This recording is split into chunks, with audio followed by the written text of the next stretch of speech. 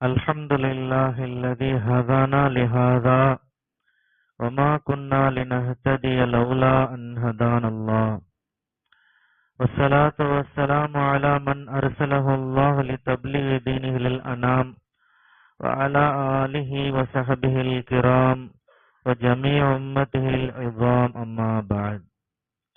قال الله تعالى: فأعوذ بالله من الشيطان الرجيم. بسم الله الرحمن الرحيم. بل تؤثرون الحياة الدنيا والآخرة خير وأبقى إن هذا لفي الصحف الأولى صحف إبراهيم وموسى. صدق الله العظيم. وقال رسول الله صلى الله عليه وسلم: إنما الأعمال بالنيات وإنما لكل امرئ ما نوى. صدق رسول الله صلى الله عليه وسلم. اللهم رب اشرح لي صدري ويسر لي أمري واحلل عقدة من لساني يفقهوا قولي. நம்மை படைத்தவனும் நாம் அடிபணிந்திட முற்றிலும் தகுந்தவனுமாகிய அல்லாஹ் ஒருவனுக்கே எல்லா புகழும், அவனுடைய அன்பும் அருளும் இவ்வுலகிற்கு நேரு வழிகாட்ட இறைவனால் அனுப்ப பெற்ற எல்லா இறை தூதர்கள் மீதும், குறிப்பாக நம்முடைய வழிகாட்டியும் இறுதி இறை தூதருமாகிய முஹம்மது ரசூலுல்லாஹ் ஸல்லல்லாஹு அலைஹி வஸல்லம் அவர்கள் மீதும், அவர்களை பின்பற்றி வாழ்ந்த சஹாபாக்கள், சஹாபியாக்கள், தாபீன்கள், தபா தாபீன்கள், ஷுஹதாக்கள், சாலிஹீன்கள் மற்றும் இந்த புனிதமிகு ஜுமா மஜ்லிஸிலே அமர்ந்திருக்கின்ற ஆண்கள், பெண்கள் நம் அனைவர் மீதும் உண்டாவதாக. கண்ணியத்திற்கும் பெரும் மரியாதைக்கும் உரிய எல்லாம் அல்ல அல்லாஹுவின் நல்லடியார்களே, தாய்மார்களே, சகோதரிகளே, மறுமையை நினைவூட்டிக் கொள்வோம் என்ற தலைப்பில் மேலும் சில கருத்துக்களை கூறும் பொருட்டு எனது வார்த்தைகளை ஆரம்பம் செய்கின்றேன். நாம் மறுமையை மறுப்பவர்கள் இல்லை, ஆனால் மறுமையை மறந்து விடுகின்றோம் என்ற வகையிலே பல செய்திகளை நாம் கடந்த வாரம் பார்த்தோம். மறுமையை மறக்க கூடாது அப்படின்னா சில ஏற்பாடுகளை இஸ்லாம் செஞ்சிருக்குது. அந்த ஏற்பாடுகள் என்ன, அவற்றை நாம் மீண்டும் மீண்டும் கவனம் செலுத்த வேண்டும் என்ற அடிப்படையில 3 விஷயங்களை நாம் கடந்த வாரம் விரிவாக பார்த்தோம். மறுமையை மறக்காம இருக்கணும் அப்படின்னா நமக்கு மரண சிந்தனை வேண்டும், மரணத்தை நினைவுபடுத்தி கொண்டே இருக்க வேண்டும், ஜனாசாக்கள்ல கலந்துக்கிறது, கபர் ஜியாரத் செய்வது, இப்படி மரணம் தொடர்பான மரண சிந்தனை ஏற்படுத்தக்கூடிய பல அம்சங்களை நாம் பங்கு பெறுவது மறுமையை மறக்காமல் இருப்பதற்கு ஒரு பெரும் வாய்ப்பை ஏற்படுத்தும் என்று பார்த்தோம். இரண்டாவதாக திருக்குர்ஆன் ஓதுவது, குர்ஆனோடு தொடர்பு. ஒருவர் மறுமையை மறக்காம இருக்கணும் அப்படின்னா குர்ஆனுடைய தொடர்பு அவருக்கு இருந்துகிட்டே இருக்கணும். திருக்குர்ஆனுடைய தமிழாக்கங்களை படிப்பது, விளக்கங்களை படிப்பது, அது சார்ந்த நூல்களை படிப்பது, இது 2வது விஷயமா நம்ம பார்த்தோம். 3வது என்ன, நல்லவர்களோடு தொடர்பு. மறுமையை ஏற்றுக்கொண்டவர்கள் நாம் எல்லோரும் ஒன்றாக இருக்க வேண்டும். மறுமையை ஏற்றுக்கொண்டவர்கள் ஒன்றாக இருக்கிற பொழுது, அவர்களோடு நம்முடைய தொடர்பு இருக்கிற பொழுது மறுமையை நாம் மறந்து விட மாட்டோம். எப்பவுமே ஒருத்தர் உலகத்தை பத்தியே கவலைப்பட்டுக்கிட்டே இருக்கிறார், சதா உலக சிந்தனையா இருக்குது, தப்பி தவறி கூட மரணத்திற்கு பிறகு வரக்கூடிய வாழ்க்கையை பத்தி அவருக்கு எந்த கவலையும் இல்லை. அது போன்ற நபர்களோடு நம்ம இருந்தோம் அப்படின்னா நம்மளும் உலகியல்வாதிகளாக மாறிடுவோம், மறுமையை நம்ம சுத்தமா மறந்து போயிடுவோம். இது 3வது விஷயமாக நாம் பார்த்தோம். ஆக நல்லவர்களோடு தொடர்பு. 4, 5, 6 என்று நம்ம வரிசையாக இந்த வாரம் இன்ஷா அல்லாஹ் நாம் விளக்கமாக பார்க்க இருக்கிறோம். 4வதாக ஒரு மனிதன், ஒரு முஸ்லிம் மறுமையை மறக்காமல் இருக்க வேண்டும் என்றால், மறுமையை மறந்துவிடக் கூடாது என்றால் அவன் பாவ மன்னிப்பை விரைவுபடுத்த வேண்டும். மனிதர்கள் பலவீனமானவர்கள், ஏதோ சூழல் காரணத்தினால வேறு பல காரணங்களால நம்ம பாவம் செஞ்சிருவோம். அப்படி தவறு செய்கிற பொழுது அந்த தவறை உடனே உணர வேண்டும், உடனே உணர வேண்டும். அடுத்த நிமிடமாக இருக்கலாம், அடுத்த வினாடியாக இருக்கலாம், காலையில பாவம் செய்து மாலையாக இருக்கலாம். உடனுக்குடன் நம்மை நாம் புரிந்து கொண்டு அனலைஸ் செய்து கொண்டு நாம் பாவ மன்னிப்பை நோக்கி செல்ல வேண்டும். அல்லாஹ் சொல்லுகின்றான், வசாரிஉ இலா மக்ஃபிரத்தின் மின் ரப்பிக்கும் வ ஜன்னah. இறைவனுடைய பாவ மன்னிப்பை நோக்கி நீங்கள் விரைந்து வாருங்கள் என்று அல்லாஹ் சொல்லுகின்றான். ஒரு மனிதன் பாவ மன்னிப்பிற்காக விரைந்து செல்கிறான் என்றால், பாவ மன்னிப்பிற்காக ஓடி செல்கிறான் என்றால், ஐயோ பாவம் செய்து விட்டேனே, இப்பொழுது நான் என்ன செய்வது, இறைவனிடம் நான் மன்னிப்பு கேட்கிறேன் என்று பள்ளியை நோக்கி விரைந்து வருகிறான் என்றால், சஜ்தா செய்வதற்காக தனது நெற்றியை அவன் விரைந்து வைக்கிறான் என்றால் அவன் சுவர்க்கத்தை நோக்கி செல்கிறான் என்று பொருள்.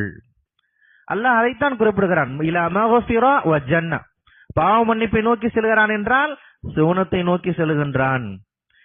ஒரு மனிதன் பாவ மன்னிப்பிலே இவ்வளவு அவசரப்படுகிறான் என்றால், மன்னிப்பிற்காக இறைவனிடத்திலே மன்றாடுகிறான் என்றால், அவனுடைய உள்ளத்திலே மறுமை சிந்தனை ததும்பி நிற்கிறது என்று பொருள்.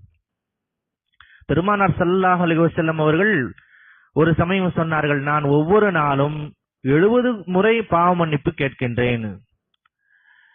70 முறை என்றால் அதிக அளவிலே பாவ மன்னிப்பு கேட்கிறேன் என்று பொருள். நபி ஸல்லல்லாஹு அலைஹி வஸல்லம் அவர்களே பாவ மன்னிப்பு தேடி இருக்கிறார்கள். நபி அவர்கள் பாவங்கள் மன்னிக்கப்பட்டவர், சொல்ல போனால் பாவங்கள் செய்ய முடியாத நபியாக இருக்கக்கூடியவர்கள். நபிமார்களால தவறுகளே செய்ய முடியாது, பாவங்கள் செய்ய முடியாது. பாவங்கள் செய்ய முடியாத இறை தூதர்கள் இறுதியான முஹம்மது ஸல்லல்லாஹு அலைஹி வஸல்லம் அவர்கள் 70 முறை பாவ மன்னிப்பு கேட்கிறார்கள் என்றால், நாம் எந்த அளவிற்கு பாவ மன்னிப்பிலே ஒரு வேகத்தை நாம் காட்ட வேண்டும், விரைவுபடுத்த வேண்டும். நாம் அவசரமாக செய்ய வேண்டிய காரியங்களிலே முதலாவதாக செய்ய வேண்டியது எது? பாவ மன்னிப்பு கேட்பது. பொதுவாக அவசரப்படுவதை மார்க்கம் பெரிதாக அதை ஆர்வப்படுத்துவது கிடையாது. வெகு சில சந்தர்ப்பங்களில் தான் அவசரப்படுவதை மார்க்கம் சொல்லுகின்றது. அதிலே பாவ மன்னிப்பை விரைவுபடுத்துவதை மார்க்கம் மிக வேகமாக சொல்லுகிறது. பாவ மன்னிப்பை நாம் காலம் கடத்துகிற பொழுது, தாமதப்படுத்தப்படுகின்ற பொழுது நம்முடைய நிலை என்னவாகும் என்பதை நாம் எண்ணி பார்க்க வேண்டும். நம்முடைய லைஃபுக்கு உத்தரவாதம் இருக்கா? இல்லை. நம்முடைய அடுத்த வினாடிக்கு உத்தரவாதம் இருக்கிறதா? இல்லை. அப்படி என்றால் பாவங்கள் மன்னிக்கப்படாமலேயே, அதற்கு பிழை பொறுக்கு தேடாமலேயே நம்முடைய உயிர் பிரிந்து விட்டது என்றால் நம்முடைய நிலை என்னவாகும்? மீண்டும் ஒரு சந்தர்ப்பம் கிடைக்காது. இந்த மண்ணிலேதான் நம்முடைய பாவ மன்னிப்புக்கு கிடைப்பதற்கான வாய்ப்பு இருக்கிறது. ஒரு மனிதன் இறந்து விட்டான் என்றால் பாவ மன்னிப்பினுடைய வாசல் அடைக்கப்பட்டு விடுகின்றது. எல்லாம் அல்லாஹ் திருமறை குர்ஆனில் குறிப்பிட்டு காட்டுகின்றான். ஒவ்வொரு மனிதனுக்கும் ஒரு சந்தர்ப்பம், இறுதி சந்தர்ப்பம் வழங்கப்பட்டிருக்கிறது. அதே போன்று எல்லோருக்குமாக ஒரு சந்தர்ப்பம் வழங்கப்பட்டிருக்கின்றது. ஒவ்வொரு மனிதனுடைய சக்கராத் ஹால் வந்து விட்டது என்றால் அவனுடைய பாவங்கள் மன்னிக்கப்படாது. அதுக்கு பிறகு அவன் கேட்க முடியாது, கேட்டா மன்னிக்கப்பட முடியாது. கடைசி அவகாசம் அதுதான். மரண தருவாய் வந்து விட்டது என்றால் பாவ மன்னிப்பு கிடைக்காது. அதே போன்று எல்லோருக்குமான தவணை, மறுமையினுடைய பெரிய அடையாளங்கள் வந்து விட்டது என்றால் நபி ஸல்லல்லாஹு அலைஹி வஸல்லம் குறிப்பிட்டு காட்டுகிறார்கள். மேற்கிலே சூரியன் உதயமாகி விட்டது என்றால் மக்ஃபிரத்திற்கான, இஸ்திக்ஃபாருக்கான, பாவ மன்னிப்பிற்கான வாசல் அடைக்கப்பட்டு விட்டது என்று நபி அவர்கள் குறிப்பிடுகின்றார்கள். அது எல்லோருக்குமான ஒரு தவணை. அது அப்பொழுது உலகத்தில் வாழக்கூடிய எல்லா மனிதருக்குமான தவணை முடிந்துவிடும். இப்படி நம்முடைய தவணை வருவதற்கு முன்பாக நாம் பாவ மன்னிப்பு கேட்க வேண்டும் என்றால் அதில் எவ்வளவு வேகமும் அவசரம் இருக்க வேண்டும் என்பதை எண்ணி பார்க்க வேண்டும். இன்றைக்கு நாம் பல சமயங்களிலே தள்ளி போடுகின்ற செயல்களிலே முதன்மை செயலாக பாவ மன்னிப்பு கேட்பது என்பது வந்து சேர்ந்திருக்கிறது. பல சமயங்களிலே நாம் வருடக்கணக்கிலே பாவ மன்னிப்பு தேடாமல் இருந்து விடுகின்றோம். பல 10 ஆண்டுகளை கூட நாம் கடந்து விட்டு இருக்கின்றோம். நம்முடைய பாவங்களையே நமக்கு மறந்து விடுகிறது. நம்ம என்ன பாவம் செஞ்சோங்கிறத நம்ம மறந்துடுறோம். மறந்து விட்டு அந்த பாவத்தினுடைய குற்ற உணர்ச்சி எல்லாம் போன பிறகும் கூட பாவ மன்னிப்பு கேட்க வேண்டும் என்கின்ற எண்ணம் நமக்கு வருவதில்லை. ஒரு பாவத்தை செய்துவிட்டு உடனடியாக மன்னிப்பு கேட்பதற்கும் தாமதமாக கேட்பதற்கும் நம்முடைய உள ரீதியாகவே வித்தியாசம் இருக்கிறது. உடனே கேட்கிறோம் அப்படின்னா அந்த பாவத்தை குறித்த அந்த புரிதல் நமக்கு இருக்கும். மிக கவலையோடு நாம் இறைவனத்திலே கேட்போம். அந்த பாவத்தை குறிப்பிட்டு நாம் இறைவனத்தில் சொல்லி கேட்போம். காலம் ஆச்சு, நாட்கள் ஆச்சு, ஆண்டுகள் ஆயிருச்சு, வருஷங்கள் ஆயிருச்சு அப்படின்னா என்ன ஆகும்? அந்த பாவத்தை குறித்த அந்த பதிவு நம்முடைய உள்ளத்திலேயே இல்லாமல் போய்விடும். அப்ப பாவ மன்னிப்புல ஒரு பெரிய ஃபீலிங் என்பது இருக்காது, ஒரு பெரிய வருத்தம் என்பது இருக்காது. பாவ மன்னிப்புல மிக முதன்மையானது எதுவென்றால் வருத்தம் தான். நம்முடைய கவலை தான் பாவ மன்னிப்பாக மாறுகிறது. ஆக நாம் எவ்வளவு சீக்கிரமாக, எவ்வளவு விரைவாக கேட்கின்றோமோ அந்த அளவிற்கு நாம் மறுமையை மறக்காமல் இருக்கின்றோம் என்பதற்கான அடையாளமாக அமைந்து விடுகிறது. ஆகவேதான் நபித்தோழர்கள் அதிக அளவிலே பாவ மன்னிப்பிற்கு தங்களுடைய பிரார்த்தனைகளிலே இடம் அளித்திருக்கிறார்கள். நபி ஸல்லல்லாஹு அலைஹி வஸல்லம் அவருடைய இஸ்திக்ஃபார், அவருடைய துஆக்களை எல்லாம் பார்த்தால் அதிகமாக பாவ மன்னிப்பு இருப்பதை நாம் பார்க்கலாம். எல்லா பிரார்த்தனைகளிலும் நபி ஸல்லல்லாஹு அலைஹி வஸல்லம் அவர்கள் முதன்மையாக பாவ மன்னிப்பை முன்வைப்பார்கள். பாவ மன்னிப்பு என்பது மறுமையை நாம் மறக்காமல் இருக்கின்றோம், நம்முடைய உள்ளத்திலே மறுமை பசுமையாக இருக்கிறது என்பதற்கான அடையாளமாக இருக்கின்றது. அடுத்து 5வதாக, நாம் மறுமையை மறக்கவில்லை, மறுமையை நினைவுபடுத்திக் கொண்டிருக்கிறோம் என்றால் அதற்கு அடுத்த மிக முக்கியமான அம்சம் என்ன? போதும் என்ற மனம் இருக்க வேண்டும். இறைவன் எதை நமக்கு வழங்கி இருக்கின்றானோ அதிலே திருப்தி வர வேண்டும். இறைவன் நமக்கு இதைத்தான் நாடி இருக்கின்றான் என்ற அடிப்படையிலே நமக்கு ஒரு மகிழ்ச்சி வந்துவிட்டது, மன நிறைவு வந்து விட்டது என்று சொன்னால் நாம் மறுமையை மறக்கவில்லை என்று பொருள். இன்னும் இன்னும் தேடல் நமக்கு வருகின்றது, இன்னும் இன்னும் ஏக்கம் நமக்கு இருக்கின்றது, இன்னும் இன்னும் நம்முடைய ஆசை விரிந்து கொண்டே செல்கிறது என்றால், நம்முடைய ஆசைகளுக்கு எல்லையே இல்லாமல் போய்கொண்டே இருக்கிறது என்றால், ஒன்று வந்தால் அடுத்து, அது வந்தால் இன்னொன்று, எப்படி போய்கொண்டே இருக்கிற பொழுது நாம் அங்கேதான் உலகாயதாயவாதியாக மாறி போகின்றோம். மறுமையை மறக்கின்ற தருணம் அதுதான். மறுமையை ஒரு மனிதன் மறுக்கின்ற புள்ளியும் அதுதான். ஒரு மனிதன் ஏன் மறுமையை மறுக்கிறான்னா, அவனுடைய ஆசைகளை அதை மட்டுப்படுத்துகிறது, கட்டுப்படுத்துகின்றது. உலகில் அல்லாஹ் நமக்கு வழங்கி இருக்கின்றான், இந்த அளவிலே நமக்கு அல்லாஹ் நாடி இருக்கின்றான் என்ற அடிப்படையிலே ஒரு மனிதன் தன்னுடைய ஆசைகளை சுருக்கிக் கொள்கிற பொழுது அவன் மறுமையை மறக்கவில்லை என்பதற்கான அடையாளமாக அது மாறிவிடுகின்றது. பரவாயில்லை, உலகில இல்லை என்றாலும் மறுமையில இறைவன் எனக்கு தருவான் என்ற நம்பிக்கை அதை ஏற்படுத்துகின்றது, அந்த ஆவலை ஏற்படுத்துகின்றது, மறுமை நினைவூட்டப்படுகின்றது. நம்முடைய ஒவ்வொரு உலகியல் சாதனமும் நம்முடைய மறுமையை நினைவூட்டுவதாக இருக்க வேண்டும். ஆகவேதான் அல்லாஹ் மறுமையிலே சொர்க்கத்திலே கிடைக்கக்கூடிய அந்த பரிசுகளை உணர்வதற்காகத்தான் உலகிலே நமக்கு பல்வேறு வகையான ஆசைகளையும் பரிசுகளையும் நமக்கு வைத்திருக்கின்றான். உலகத்தில் நம்ம உணவு சாப்பிடுறோம், தண்ணி குடிக்கிறோம்னா என்ன அர்த்தம்? இது போன்ற மிகப்பெரிய பரிசு உங்களுக்கு சோனத்தில் இருக்கிறது என்பதற்கான ஒரு மாடல் தான் இது, ஒரு சாம்பிள். இது இந்த சாம்பிளோடு நாம் நின்று விடலாமா? நாம் ஒரு பொருளை வாங்க செல்கின்றோம், அதற்கு ஒரு சாம்பிள் நம்ம வாங்குறோம், அந்த சாம்பிளோடு நம்ம திரும்பி வந்துடுவோம்னா இல்லை, அதற்கு பிறகுதான் நம் பொருளை கொள்முதல் செய்ய போகின்றோம்.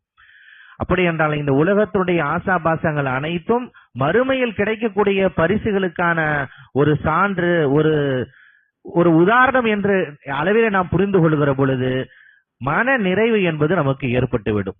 ஒரு மனிதன் மன நிறைவற்றவனாக மாறுகிற பொழுது அவன் மறுமையை மறந்தவனாக மாறிவிடுகின்றான். அதே போன்று 6வதாக, நாம் மறுமையை மறக்கவில்லை, மறுமையை நம்முடைய உள்ளத்திலே ததும்பி நிற்கிறது என்றால் அதற்கான அடையாளம் என்ன? வணக்க வழிபாடுகளிலே பெரிய சுறுசுறுப்பு நமக்கு இருக்க வேண்டும். ஒரு ஆர்வத்தோடு வணக்க வழிபாடுகள் நாம் ஈடுபட வேண்டும். ஒவ்வொரு வணக்கமும் நமக்கு மறுமையை நினைவூட்டக்கூடிய ஒரு சாதனமாக அல்லாஹ் அமைத்திருக்கிறான். அது தொழுகையா இருக்கலாம், ஜகாத் வழங்குவதாக இருக்கலாம், வணக்க வழிபாடுகள் அது அறுத்து பலியிடுவதாக இருக்கலாம்.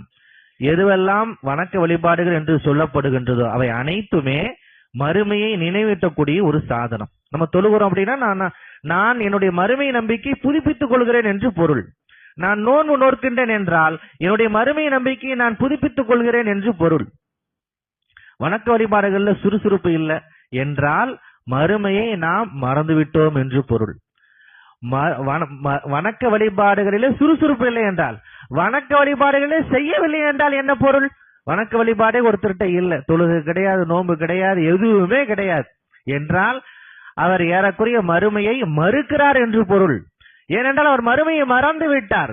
மறுமையை மறந்த காரணத்தால் தான் வணக்க வழிபாடு இடத்துல இல்லை. ஆகவே அவர் மறுமையை மறுக்காவிட்டாலும் மறுத்தவர் போல ஆகிவிடுகின்றார். நம்முடைய வணக்க வழிபாடுகள் நம்முடைய மறுமை நினைவை புதுப்பிக்கின்றன.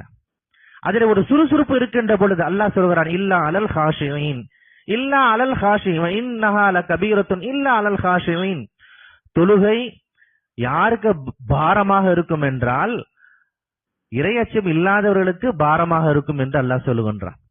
ஏனென்றால் இறையச்சம் இல்லாதவர்கள் மறுமையை ஒன்று மறந்தவர்களாக இருப்பார்கள் அல்லது மறுப்பவர்களாக இருப்பார்கள்.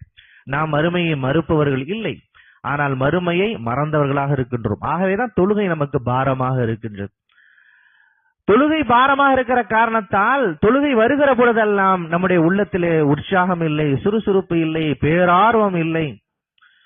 ஒரு செயலை நாம் விரும்பி செய்வதற்கும் ஒரு செயலை விருப்பமில்லாமல் செய்வதற்குமான அடிப்படை வேறுபாடே சுறுசுறுப்பு தான். அந்த சுறுசுறுப்பு நம்முடைய வணக்க வழிபாடுகளில் இல்லை என்றால் நாம் மறுமையை மறந்துவிட்டோம் என்று பொருள். பெருமானார் ஸல்லல்லாஹு அலைஹி வஸல்லம் அவர்கள் எப்படியெல்லாம் வணக்க வழிபாடுகளில் ஈடுபட்டார்கள், பேரார்வத்தை வெளிப்படுத்தினார்கள்.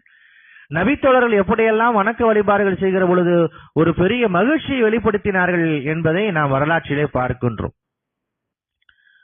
2 நபித்தோழர்கள் தொழுது கொண்டிருக்கின்றார்கள். ஒருவர் இமாமான இருக்கின்றார், மற்றொரு தொழுது கொண்டிருக்கின்றார். அப்பொழுது அது போர் சூழல் நிறைந்த ஒரு காலம். பாதுகாப்பு பணிக்காக அவர்கள் இரவு நேரத்தில் அவர்கள் இருக்கின்றார்கள். எதிரிகள் வில்லை எறிகின்றார்கள். அம்பு அவருடைய உடலிலே பட்டு ரத்தம் ஓடிக்கொண்டிருக்கின்றது. தொழுகையை அவர் நிறைவு செய்துவிட்ட பிறகுதான் அவர் தன்னுடைய காயத்தை பற்றி அவர் யோசிக்கின்றார். அதற்கு பிறகுதான் ஒழு முறித்தலுடைய சட்டங்கள் எல்லாம் வருகின்றன. ரத்தம் வெளியே வந்து விட்டால் ஒழு முறிஞ்சிரும் அப்படிங்கிற சட்டம் எல்லாம் பின்னால்தான் வருது.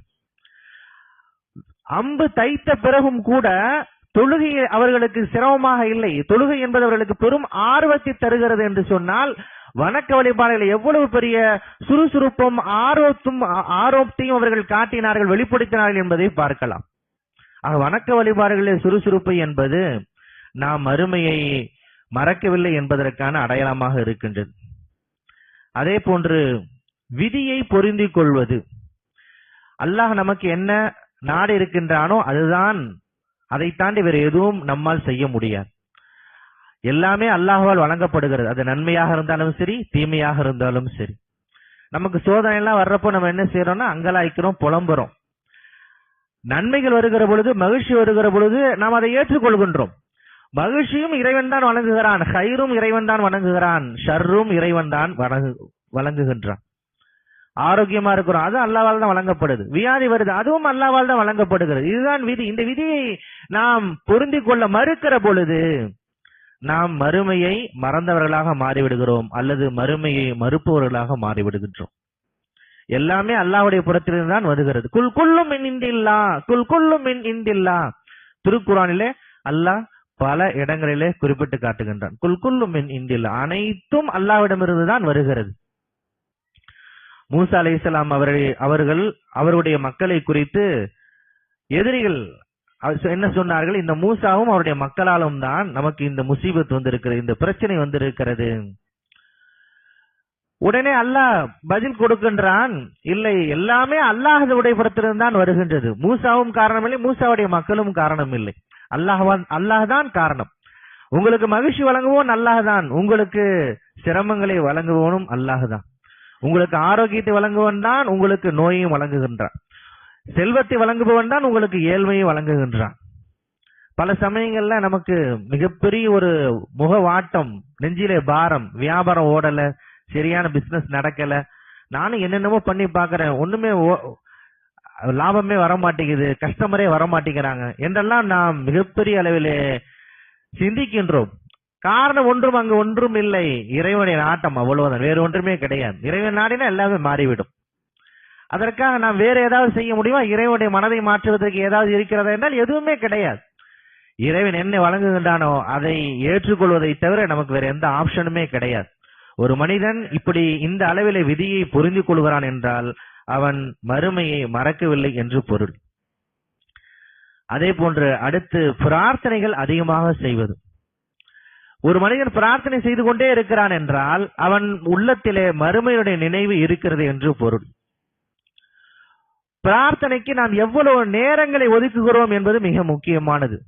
நம்முடைய பல்வேறு சிரமங்கள் வருகிற பொழுது, பொருளாதார ரீதியான பிரச்சனை, ஆரோக்கியம் தொடர்பான பிரச்சனை, வேறு பல்வேறு வகையான பிரச்சனைகள் எல்லாம் வருகிற பொழுது நாம் விதியை புரிந்து கொள்கிறோம், மறுமையுடைய எண்ணம் நம்மிடத்தில் இருக்கிறது என்று பொருள். அதற்கான ஆற்றல் என்ன? அதற்கான மாற்று ஏற்பாடு என்ன? பிரார்த்தனை. பிரார்த்தனை தவிர வேறு எதுவுமே கிடையாது. நாம் மிக அதிக அளவில் பிரார்த்தனை செய்கிற பொழுதெல்லாம் நாம் மறுமையை, அதனுடைய எண்ணத்தை நாம் புதுப்பித்துக் கொள்கிறோம் என்று பொருள். ஒருத்தர் பிரார்த்தனையே செய்யறதில்ல, துவாவே செய்யறதில்ல என்றால் என்ன பொருள்? ஒன்று அவர் மறுமையை மறுப்பவராக இருக்க வேண்டும். மறுமையை மறுக்கிறாங்கன்னா அவங்க தான் துவாவே செய்ய மாட்டாங்க. அவங்க போய் யார்கிட்ட போய் கேட்க முடியாது. அல்லது மறுமையை மறந்தவர்களாக இருக்க வேண்டும். நாம் மறுமையை மறுப்பவர்கள் இல்லை, ஆனால் மறுமையை மறந்தவர்கள். ஆகவேதான் நாம் பிரார்த்தனைக்கு அதிக நேரத்தை ஒதுக்குவதே கிடையாது. அப்படியே நாம் பிரார்த்தனை செய்வதாக இருந்தால் எப்பொழுது பிரார்த்தனை செய்கிறோம்? கடுமையான கஷ்டம் வர்றப்பதான் பிரார்த்தனை செய்யணும். ஏதாவது சிரமம், திடீர்னு பள்ளிக்கு போகணுங்கிற எண்ணம் வருது. எப்போ வருது? ஏதாவது ப்ரெஷர் இருக்கும், ஏதாவது ஒரு பிரச்சனை இருக்கும், யாரையாவது ஆஸ்பத்திரியில் சேர்த்துட்டு தான் பள்ளிவாசலுக்கு வருவோம், ஏதாவது ஒரு சிக்கல் இருந்தாதான் பிரச்சனை பள்ளிவாசலுக்கு வருவோம். இப்படி நமக்கு பிரச்சனைகள் அழுத்துகிற பொழுது நாம் பள்ளிக்கு வருகிறோம், பிரார்த்தனை செய்கிறோம், துவா செய்கிறோம் என்றால் நாம் மறுமையை ஏற்றுக்கொண்டவர்கள் தான். ஆனால் மறுமையை மறந்தவர்கள் என்று சொல்லாமல் வேற எப்படி சொல்ல முடியும்? நாம் மறுமையை மறந்து போகின்ற காரணத்தால் தான் எப்பொழுதுமே நாம் பிரார்த்தனை செய்வதில்லை. திருமறை குர்ஆனில் அல்லாஹ் அதை இப்படி பதிவு செய்கின்றான். இந்த மனிதனை பாருங்கள், இவனுக்கு சிரமம் வந்தது என்றால் என்னிடத்தில் வருகின்றான், பிரார்த்தனை செய்கின்றான். இவனுக்கு இந்த சிரமங்கள் நீக்கப்பட்டு விட்டதென்றால் கல்லம் தாகனபில் அம்ஸ், எதுவுமே நடைபெறாதது போல அவன் சென்று விடுகிறான், என்னை புறக்கணிக்கின்றான் என்று அல்லாஹ் சொல்கிறான். அவன் நம்மை புறக்கணித்து விட்டு அவன் அப்படியே சென்று விடுகிறான் என்று அல்லாஹ் காட்சிப்படுத்துகின்றான்.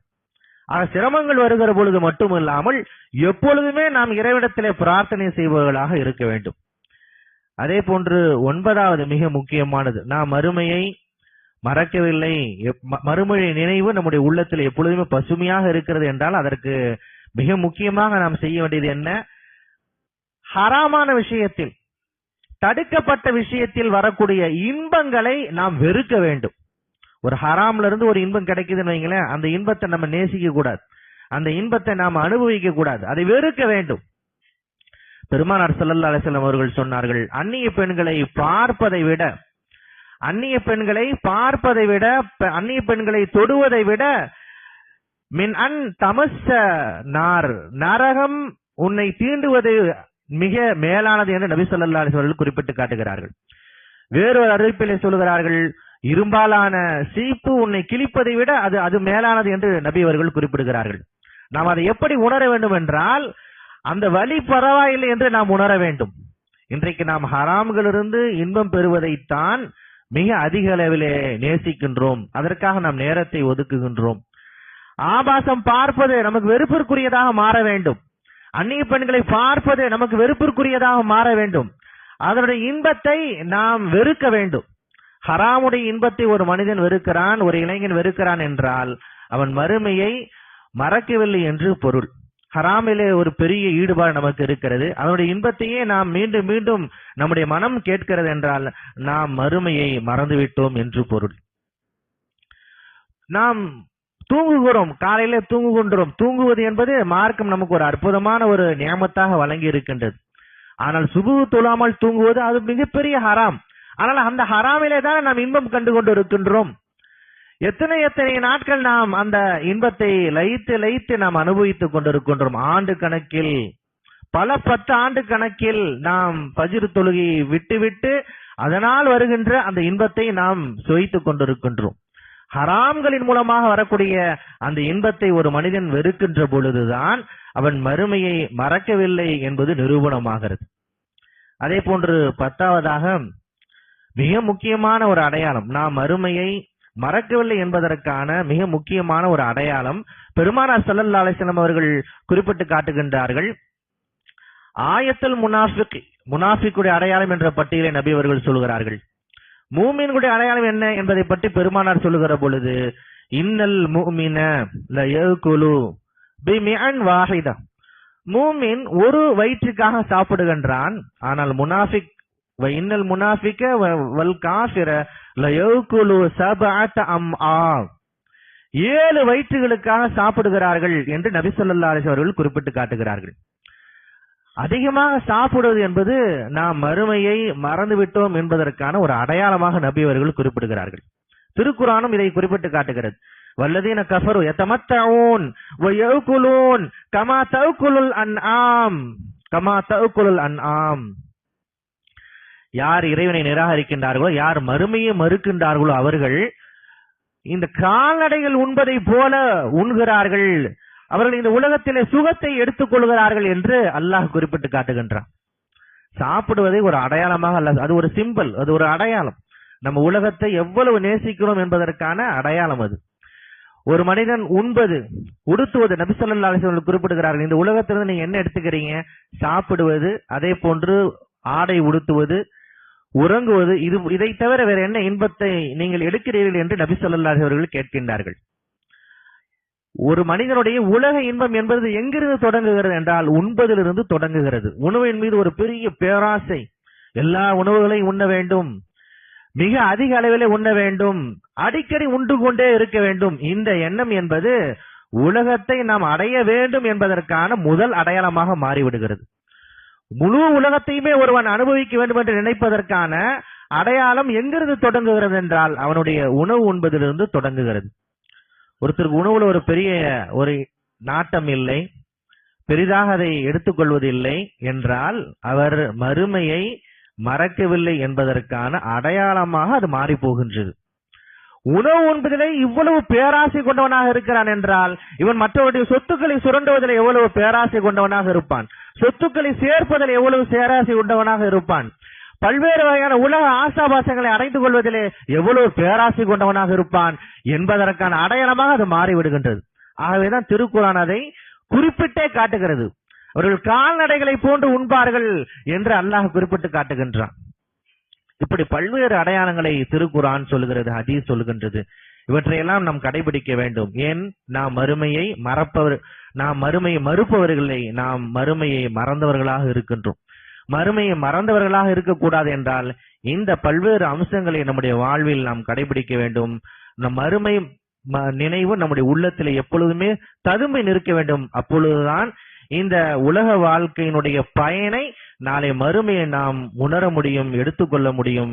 எல்லாம் வல்ல அல்லாஹ் மறுமையை பசுமையாக நினைவுபடுத்திக் கொண்ட மக்களாக வாழ்ந்து அதன் அடிப்படையில் செயல்படக்கூடிய மக்களாக அல்லாஹ் ஆக்குவானாக என்று துவா செய்து இந்த அளவில் நிறைவு செய்து கொள்கிறேன். பாரக்கல்லாஹு லனா வலக்கும் ஃபில் குர்ஆனில் அஸீம் வனஃபஅனா வய்யாக்கும் பில் ஆயாத்தி வஸிக்ரில் ஹகீம். இன்னஹு தஆலா ஜவ்வாதுன் கரீம் மலிகுன் கரீம் பர்ரஊஃபுர் ரஹீம் வரப்புன் ஹலீம்.